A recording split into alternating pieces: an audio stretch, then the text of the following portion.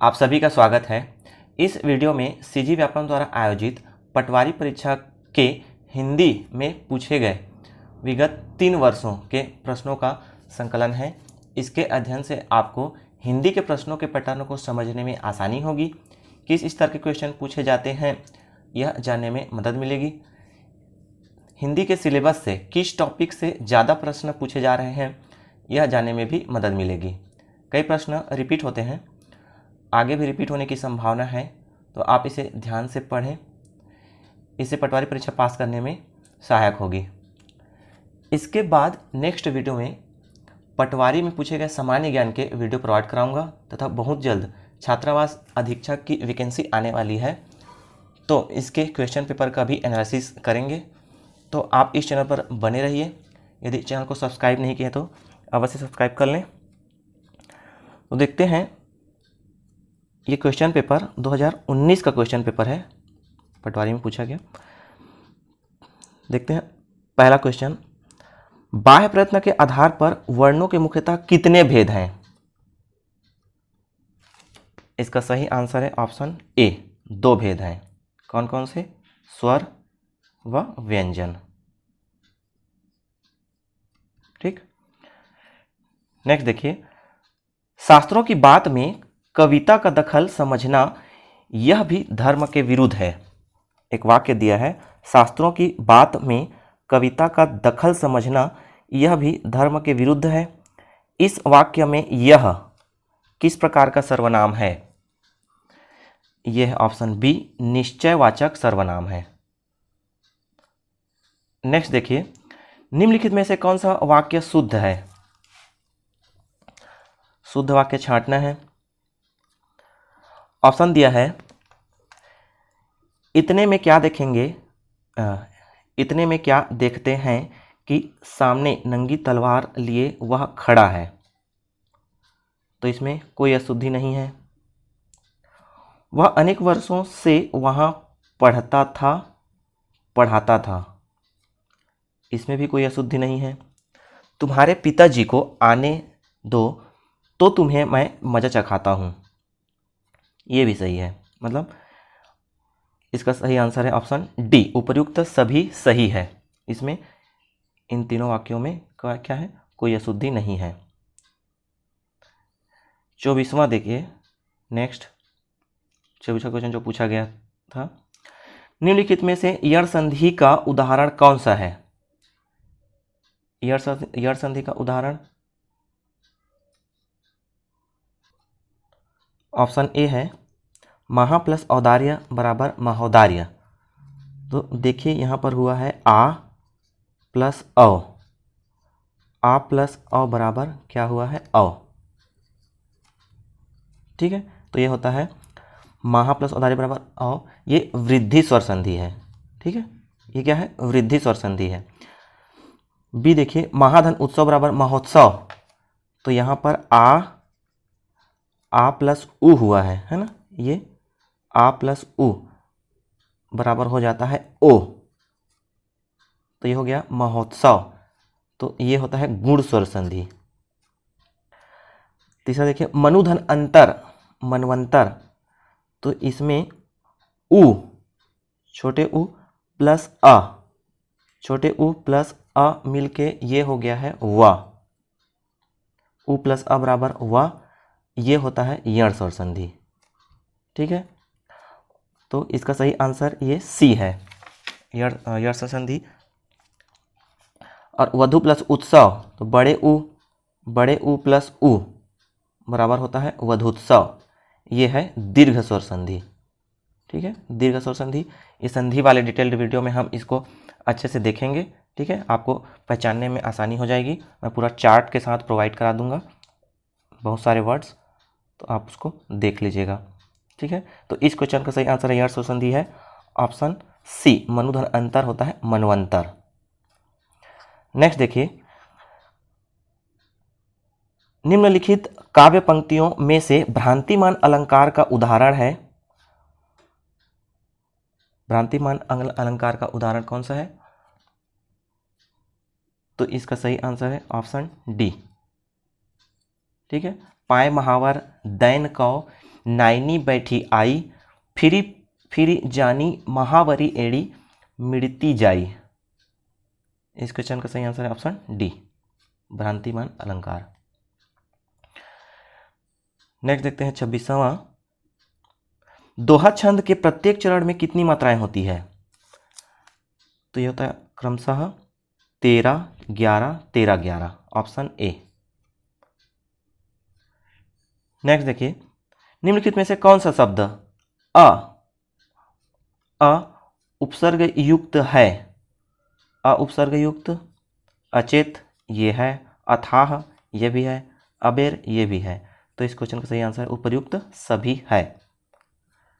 28वां देखिए, निम्नलिखित शब्दों में से कौन सा शब्द हिंदी भाषा के शब्द भंडार में शामिल तद्भव शब्द है?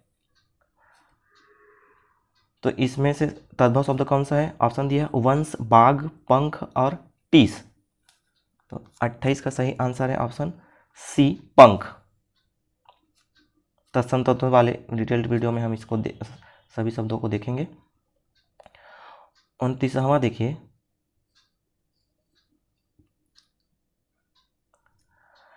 निम्नलिखित चारों विकल्पों में से प्रथम शब्द के बाद 3 अन्य शब्द हैं।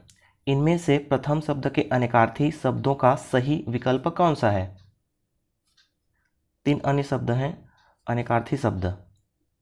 तो देखिए, काम, प्रयोजन, गेहूं, इच्छा ये नहीं है।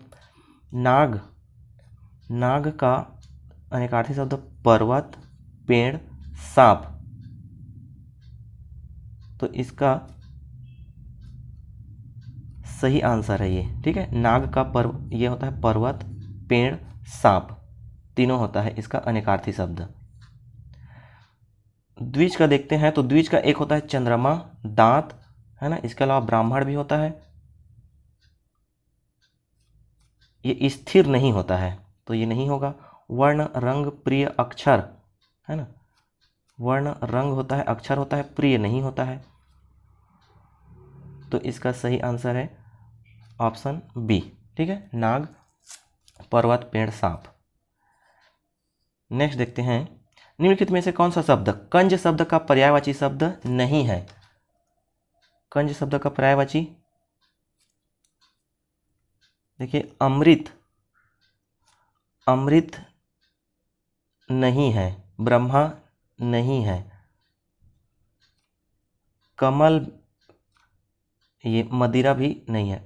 ये केवल इसका कमल ही इसका क्या है, कंज का पर्यायवाची है, बाकी नहीं है। यहाँ पर नहीं है, ये नहीं होना चाहिए, ठीक है। कंज शब्द का पर्यायवाची शब्द है तो ये कमल है, ठीक है। कंज के और पर्यायवाची क्या होते हैं? कमल, कमल के जितने भी पर्यायवाची हैं वो सभी कंज के पर्यायवाची हैं, ठीक है। जलज, नीरज, अंबुज, वारिज, पयोज, सतदल, जलजात, पंकज, सरोज, अरविंद, नलिन, ढेर सारे होते हैं, है ना। पर्यायवाची का भी आप डिटेल्ड वीडियो और ऑब्जेक्टिव वीडियो जरूर देखिएगा। नेक्स्ट देखते हैं, ये 2017 का क्वेश्चन पेपर है, ठीक है, हिंदी का। रस के संस्थापक आचार्य हैं, रस के संस्थापक कौन है? ऑप्शन डी, भरत मुनि।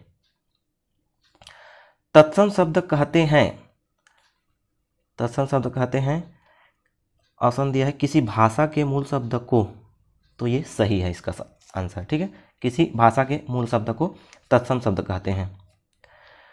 नेक्स्ट देखिए, निम्नलिखित में से कंठव्य व्यंजन है। कंठव्य व्यंजन क्या होते हैं? क, ख, ग, घ, अंगा, है ना। क, ख, ग, घ, अंगा, तो कौन सा आ रहा है? ग आ रहा है, ऑप्शन सी।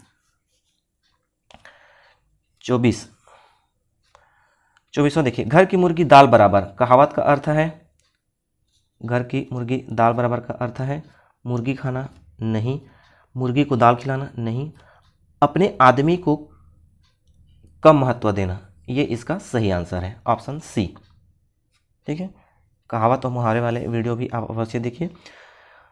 नेक्स्ट देखिए, सोरठा के विषम चरणों में कितनी मात्राएं होती है? सोरठा के विषम चरणों में 11 मात्राएं होती है। नेक्स्ट देखते हैं, दुर्नीति का सही संधि विच्छेद है। दुर्नीति का सही संधि विच्छेद है ऑप्शन बी, दुर्धन नीति होता है, दुर्नीति। ठीक है, ये विसर्ग संधि होगा। ठीक है, कपटी मित्र किस मुहावरे का अर्थ है? कपटी मित्र किस मुहावरे का अर्थ है? तो इसका सही आंसर है आस्तीन का सांप, ऑप्शन बी। जो सब कुछ जानता है वाक्यांश के लिए एक शब्द है, जो सब कुछ जानता है उसके लिए है सर्वज्ञ, ऑप्शन डी। नेक्स्ट है, निम्नलिखित शब्दालंकार कौन सा है? निम्नलिखित में शब्दालंकार कौन सा है? तो ये अनुप्रास, ऑप्शन सी, ये शब्दालंकार है। नेक्स्ट, ये चीजें तुम्हारा जी ललचाती हैं, इस वाक्य में ललचाती है निम्न में किस क्रिया का उदाहरण है? ललचाती है ना, तो इसका आंसर सही ऑप्शन ए, सकर्मक। ठीक है, देखिए ये चीजें तुम्हारा जी ललचाती हैं, तो इसमें क्या ललचाती हैं पूछने से आंसर आता है, तो क्या ललचाती हैं? जी ललचाती हैं, तो सकर्मक होगा। ठीक है, जी ललचाती हैं तो सकर्मक होगा, और क्या क्वेश्चन का आंसर नहीं आता तो वो अकर्मक हो जाता है। ठीक है, ये सकर्मक अकर्मक वाले डिटेल्ड वीडियो में हम इसका अच्छे से देखेंगे। नेक्स्ट देखते हैं, ये क्वेश्चन पेपर है 2016 का। ठीक है, देखते हैं, निम्नांकित में से कौन सा कथन सही नहीं है? सही नहीं है पूछ रहा है।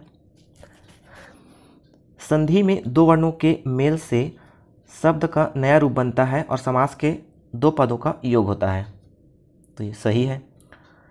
संधि में दो वर्णों के मेल से विकार भी उत्पन्न हो सकता है, जबकि समास में केवल दो पदों के बीच का संयोजक शब्द ही लुप्त होता है, ये भी सही है।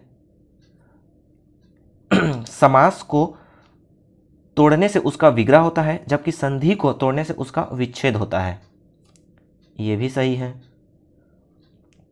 ऑप्शन डी दिया है, संधि में दो पद यथावत रहते हैं, जबकि समास में वे पद यथावत नहीं रहते, है ना, ये गलत है, तो इसका सही आंसर ये हो जाएगा। ठीक है, इसका सही आंसर ऑप्शन डी, क्योंकि कौन सा सही नहीं है बोला है, तो ऑप्शन डी। नेक्स्ट देखिए, निम्नांकित में से आयादी स्वर संधि के उदाहरण को चिन्हित कीजिए। आयादी स्वर संधि का उदाहरण कौन सा है? तो है ऑप्शन बी, पा धन अन होता है पवन। ठीक है, नेक्स्ट देखते हैं, निम्नांकित में से सटीक और शुद्ध वाक्य को पहचानिए। निम्नांकित में सटीक और शुद्ध वाक्य को पहचानिए। एक बूढ़ा अपनी एक लाठी रखकर जा रहा था, ये गलत है। मुझे 50 रुपये का चिल्लर पैसा चाहिए, ये भी गलत है। युवकों में असंतोष बढ़ रहा है और उनके क्षमता का उपयोग रचनात्मक कार्यों में नहीं हो रहा है, ये भी गलत है। परंपरा की रक्षा के लिए समाज में वृद्धजनों का रहना भी आवश्यक है, ये इसका सही है। ठीक है, ये शुद्ध है। ठीक है, इसमें शुद्ध वाक्य को पहचानना था। गर्दभ शब्द को उसकी व्युत्पत्ति के आधार पर किस श्रेणी में सम्मिलित किया जाएगा? गर्दभ है ना, गर्दभ गधा का पर्यायवाची है गर्दभ, तो गर्दभ क्या है? यह है तत्सम शब्द है गर्दभ। निम्नलिखित में से देशज शब्द के उदाहरण को चिन्हित कीजिए। देशज शब्द के उदाहरण को चिन्हित कीजिए, तो कौन सा है ये? खटर पटर, ऑप्शन ए। नेक्स्ट देखिए, भविष्य में होने वाला उपयुक्त वाक्यांश के अर्थ को व्यक्त करने के लिए निम्नांकित में से उपयुक्त शब्द का चयन कीजिए। भविष्य में होने वाला क्या होता है? ऑप्शन डी भावी होता है। 27वां, नेक्स्ट देखिए, आए थे हरिजन को ओटन लगे कपास, उपयुक्त लोकोक्ति का सटीक अर्थ है। तो इसका सही आंसर है, जिस काम के लिए जाए उसे ना कर कोई और ही काम करने लगना। ये इसका सही आंसर है। नेक्स्ट देखिए, ट वर्ग के व्यंजनों का अंतिम वर्ण है। तो यह है ट ठ ड ढ ड़, ऑप्शन सी। स्त्रीलिंग वाची संज्ञा नदी को पुल्लिंग में परिवर्तित करने पर वह निम्नांकित में से किस संज्ञा में रूपांतरित होगी? चिन्हित कीजिए। तो नदी को पुल्लिंग में परिवर्तित करेंगे तो ये बन जाएगा नद, ऑप्शन बी। यह पुस्तक किसी विद्यार्थी को दे दीजिए। उपर्युक्त वाक्य में यह और किसी शब्दों को वस्तुतः किस व्याकरणिक श्रेणी के अंतर्गत माना जाना चाहिए? तो ये क्या सार्वनामिक विशेषण के अंतर्गत माना जाएगा। ठीक है दोस्तों, इस चैनल पर हिंदी के कई टॉपिक जैसे पर्यायवाची का डिटेल्ड व ऑब्जेक्टिव, अनेक शब्दों के लिए एक शब्द, मुहावरे, लोकोक्ति, विलोम शब्द आदि के टॉपिक के वीडियो अपलोडेड हैं।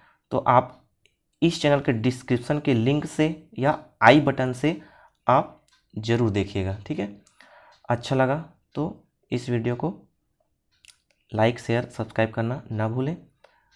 वीडियो को अंत तक देखने के लिए धन्यवाद।